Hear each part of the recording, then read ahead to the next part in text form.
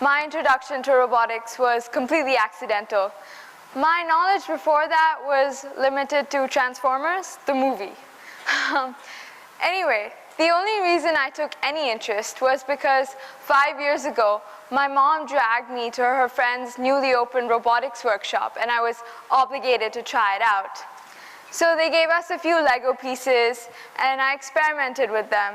And before I knew it, I was inducted into this newly formed team for the Indian Robot Olympiad. And I remember thinking, really, I signed up for a robotics workshop? I don't need to build robots, I need a new phone. Anyway, that year, somehow, our team, consisting of 3 12-year-olds, 2 from other schools, reached the World Robot Olympiad. And we had no idea what a huge deal this was. So I remember thinking, is it necessary? Do I need to go? If nothing, it would be a good vacation in Korea. But I'm glad to say that that one accidental trip to Korea has allowed me to progress and win the Technical Excellence Award for my robot at a world stage last year. Going to the World Robot Olympiad is an amazing experience. There are so many project ideas to learn from, and the skill of the robots presented is just amazing to watch.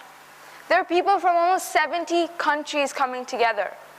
So you can imagine what a huge deal this was for us winning that award. And today, I want to explain to you a robot that I'm really proud of personally, and one that I learned a lot from. In 2012, the theme for the World Robot Olympiad was robots improving lives. So immediately you think, a surgical robot or a factory robot. But I mean, those ideas have been thought in and out by experts and amateurs and basically everybody. They weren't as intriguing to us. So we looked at what it really means to improve lives. What are 3 things you can't live without? Food, sleep, and fun. And I'm not just saying that because I'm 16. It's psychologically proven that you need some sort of recreation for mental stability.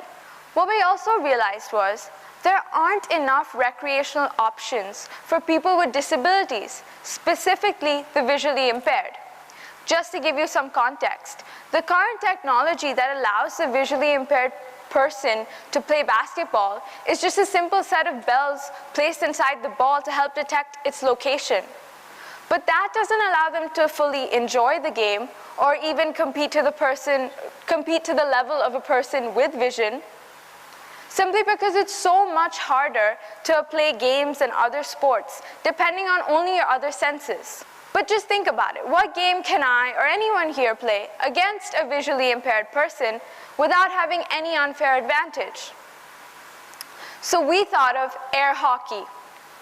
Now you're thinking, air hockey with all these movements, how is it applicable to the visually impaired? I'm sure you all know this game, and so you also know that it depends on vision because the puck moves pretty fast. You need quick reflexes, and the objective of the game being scoring the most points, you need to know where the goal is. But we were convinced that if we could somehow convert the visual feedback that the eye gives us, locating the puck, finding its speed, locating the opponent's goal, if we could somehow convert all this visual feedback into a tactile setting, then we could make air hockey a possibility for people who couldn't see. So now let me explain to you how the actual robot works and some of the logic that went behind it. This is what our game board looked like. The first thing we did was divide the game into 3 identifiable systems. The first was responsible for the movement of the puck. How did it do that? Well, each player was given a panel on their left-hand side, and they were required to place their left hand in this confined rectangle. And underneath was an axle, which is just a thin movable rod.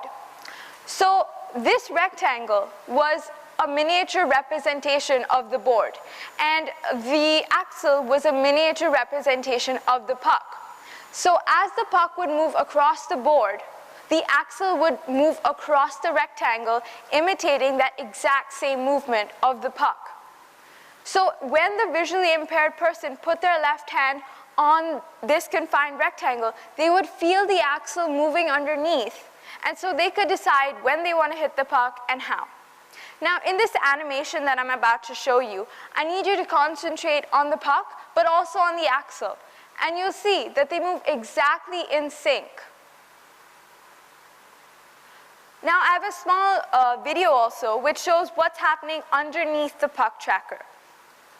So it's in slow motion first. So as the puck moves towards me, the axle imitates that movement. And this is what it looked like in real time. The second system was responsible for the location of the opponent's striker.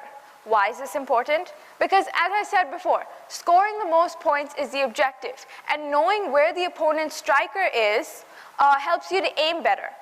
So say the opponent's striker was in the left-hand side. You'd want to aim at an angle to the right so you have a better chance of scoring.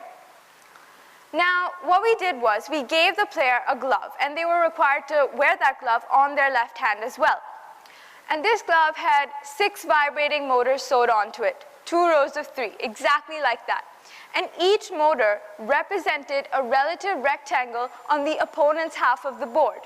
So say the opponent's striker was in the left-hand corner, the left-hand motor would vibrate. But say it was on the bottom right motor would vibrate. So again, in the animation that I'm about to show you, concentrate on how each motor vibrates, which is represented by a blue lighting up rectangle, in accordance to where the opponent's striker moves. So just follow both of them.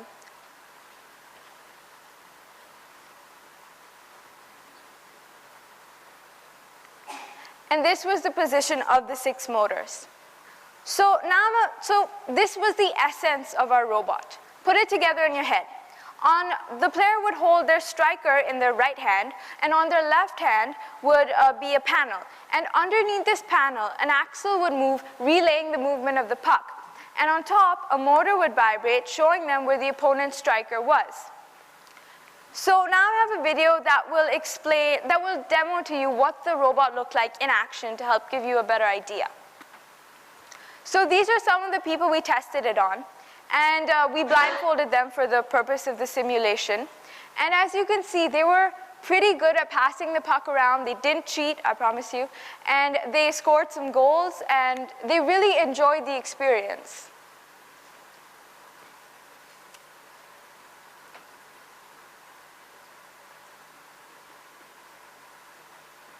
But to test our robot's true capabilities, we actually visited the Happy Home School for the Blind. So we set up our whole robot there for the children, and it was really satisfying to see how excited they were. I think the novelty of the concept really got to them because they were fascinated by the moving axle or the vibrating motors. And in the end, I think it's safe to say that our idea was a success because A, they were able to play the game, and B, they really liked the idea. It was most exciting to see our project materializing in front of us. But looking at them, we realized that some of the children couldn't play if only one child was available, this being a 2-player game. And that's where we got the idea for the robotic arm.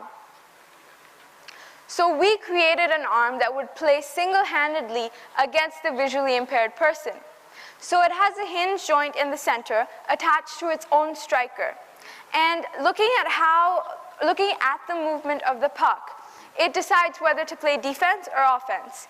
And then when the puck comes in range, it swings to the correct position and then pushes out.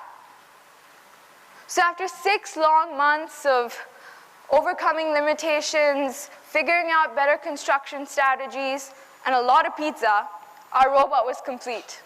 But this project got me thinking, where is this all going? The possibilities are endless. 20 years ago, robots couldn't even perform simple motor movements. And then came communication and mobility and so much more. This all points towards one ultimate goal: robots becoming human-like or humanoid, evolving into the creator. A perfect robot needs to be as functional as you or me. And so in our development, we are constantly finding solutions to transferring our everyday functionalities into a robot. Put simply, to understand robotics, we need to understand us. Today, it's robots improving lives.